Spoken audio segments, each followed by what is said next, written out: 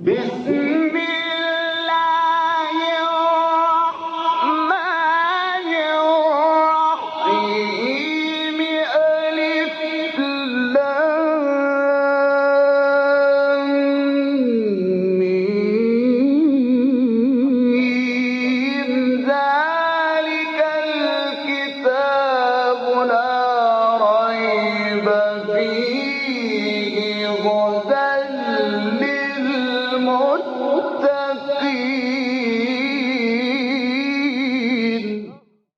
Interpretation of the Holy Quran.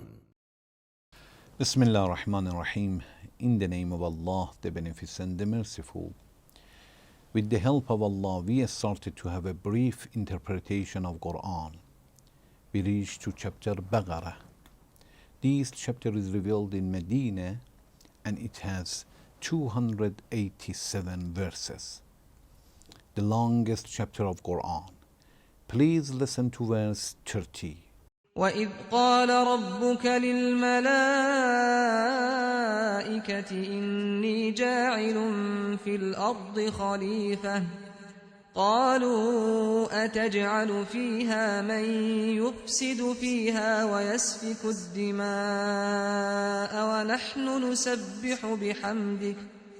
ونحن نسبح بحمدك ونقدس لك قال إني أعلم ما لا تعلمون.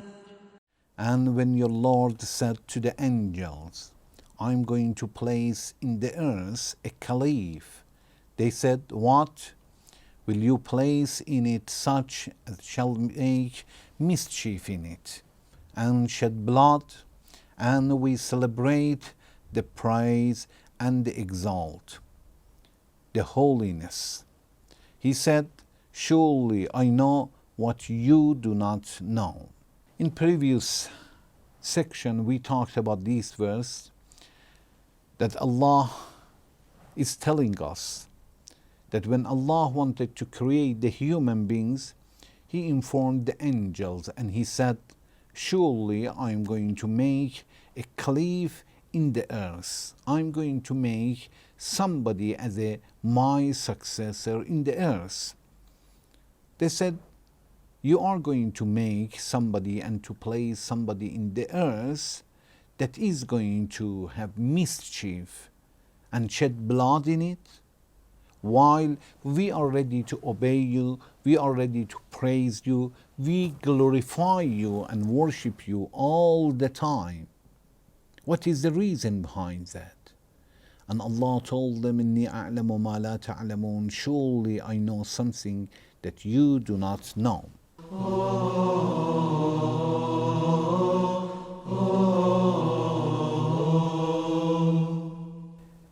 There is a question here that why Allah has made a person or human beings as a successor for Himself.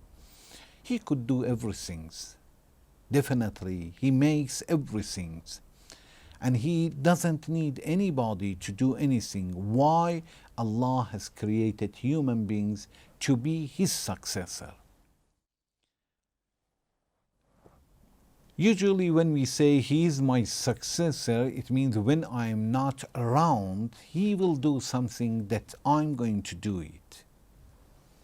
But when we say Allah's successor, we should know that Allah is present all the time. And Allah is able to do everything. So normally He doesn't need caliph or He doesn't need a successor. Why Allah has created the human beings? When we look at different verses of Quran, we will understand that, and also the intellect will tell us that when Allah has created the human being, it was not because Allah needs a successor. No, it was a mercy by Allah to the human beings to create them and bring them to existence. This is the blessings of Allah, and help them to improve themselves.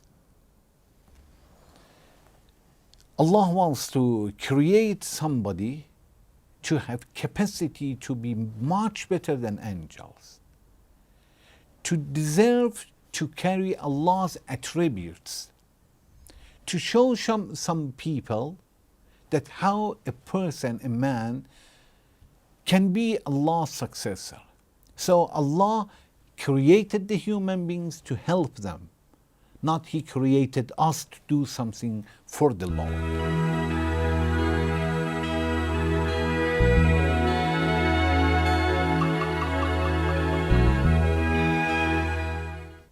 We understood that the creation of the successor, somebody as a caliph, is not because Allah needs, it is because Allah wants to help the human being. This is one of the reasons. There is another reason. When Allah wants to do something, although He can do everything by Himself, but usually He wants to do everything by the tools. And the human being can be a good tool. For example, Allah can take a life from the people by Himself, but He has chosen an angel to do it. The human being is the same. At the same time that He can do a lot, He created human beings that some things will be done by the human beings. For example, there are a lot of examples in Quran that something that Allah could do Himself, He has given to somebody else, the angels or human beings or animals, to do it. For example, in chapter Yunus, verse 3, Allah is emphasizing that Allah is the one that is managing everything. Ya inna rabbakum, Allah says in chapter Yunus, verse 3, Allah is the one. Inna rabbakum Allahu alladhi khalaqa as-samawati wal ard fi sittati ayyam. Surely your Lord is the one who has created the heavens and earth in 6 days. ثم استوى على العرش يدبر الأمر. And He is firm in the power regulating the affair. He is the one who manages everything and regulate all the affairs. So He is in charge Himself. At the same time, we will see in chapter Nazi'at, verse 5, Allah says, فَالْمُدَبِّرَاتِ أَمْرًا. When Allah is talking about some angels, Allah says, فَالْمُدَبِّرَاتِ أَمْرًا, them those who regulate the affairs. So Allah said Himself that He is يُدَبِّرُ الْأَمْرِ, but here Allah is referring to angels that they are doing. It means Allah gave them ability to take care of everything. In another verse, another example, Allah mentions this issue that curing the people is in the hand of Allah. Allah says in chapter Shu'ara, verse 80, وَإِذَا مَرِضْتُ فَهُوَ يَشْفِينَ. Allah is teaching us that we should say that when I am sick, then He restores, it means Allah restores me to health. Allah is the one who cures me. Because of that, when we are sick, we ask Allah to give us the health. At the same time that Allah is the one who cures, in another verse, chapter Nahl, verse 69, Allah says, when He is talking about the one insect that gives the honey, Allah says, يَخْرُجُ مِن بُطُونَهَا شَرَابٌ مُخْتَلِفٌ أَلْوَانُهُ فِيهِ شِفَاءٌ لِلنَّاسِ. When Allah is talking about honey, Allah says, فِيهِ شِفَاءٌ لِلنَّاسِ. In the honey is healing for men.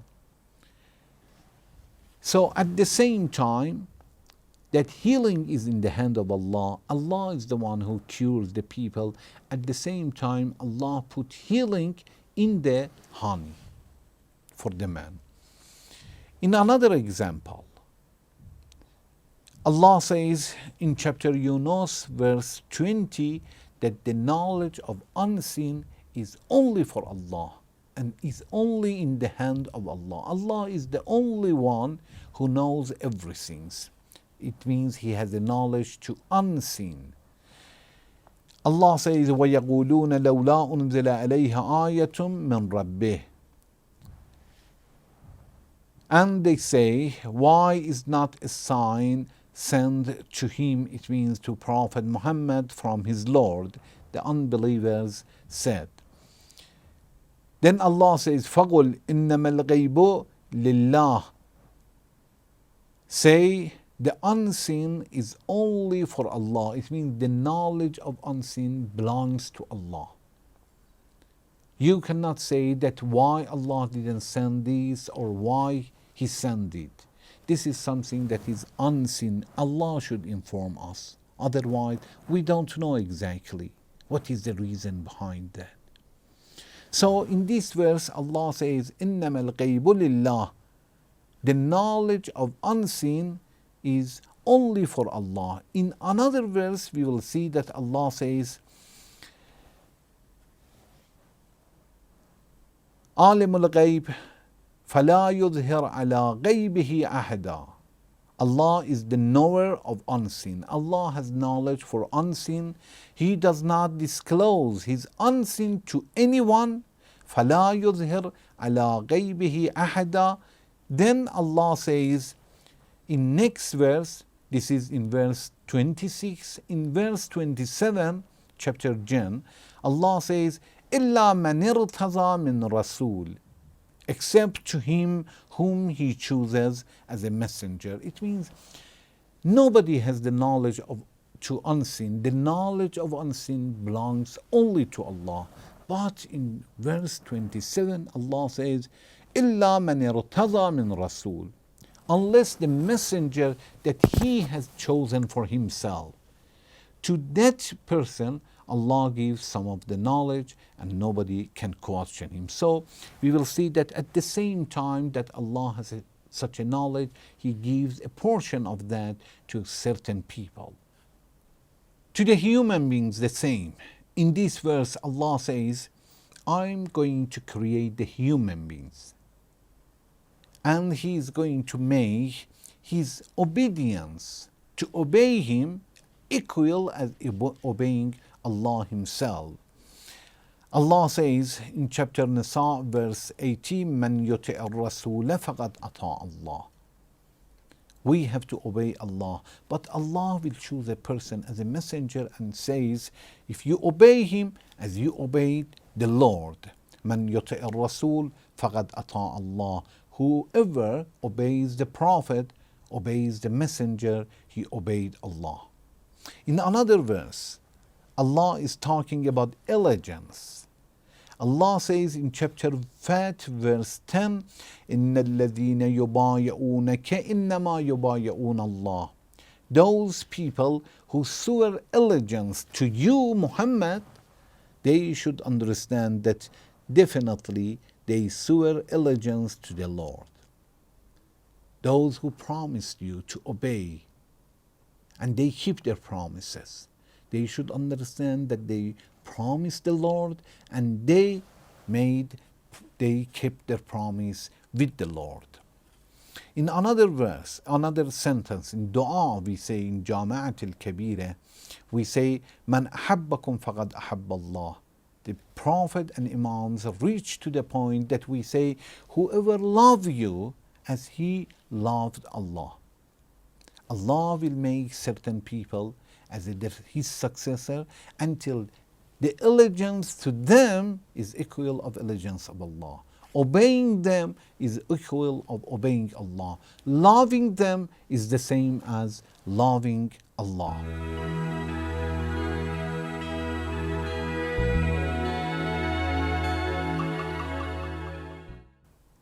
Allah said, إِنِّي جَاعِلٌ فِي الْأَرْضِ خَلِيفَةً. I'm going to make some people as my successor. Then the angel said, قَالُوا أَتَجْعَلُ فِيهَا مَنْ يُفْسِدُ فِيهَا وَيَسْفِكُ الدِّمَاءَ. Are you going to make somebody to make mischief in the earth and shed blood?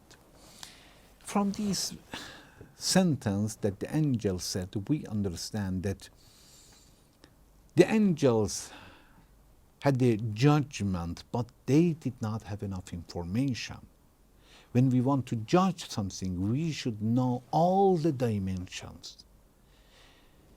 It was wrong, as the Satan also had a judgment. When Allah told him to prostrate to Adam, he said, me to prostrate Adam? No. خلقتني من نار وخلقته من طين.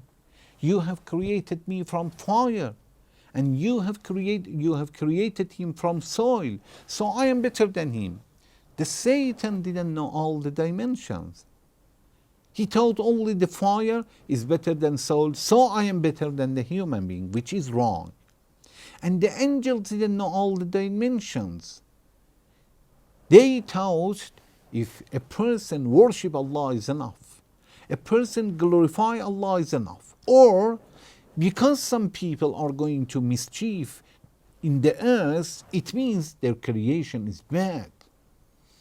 If most of the people are going to shed blood in the earth, it means it's wrong to create human beings, and they didn't know all the dimensions, and because of that Allah said, إِنِّي أَعْلَمُ مَا لَا تَعْلَمُونَ. I know what is the reason, and I'm going to create. Then you will find out. Thank you very much for watching. Wassalamu alaikum wa rahmatullahi wa barakatuh.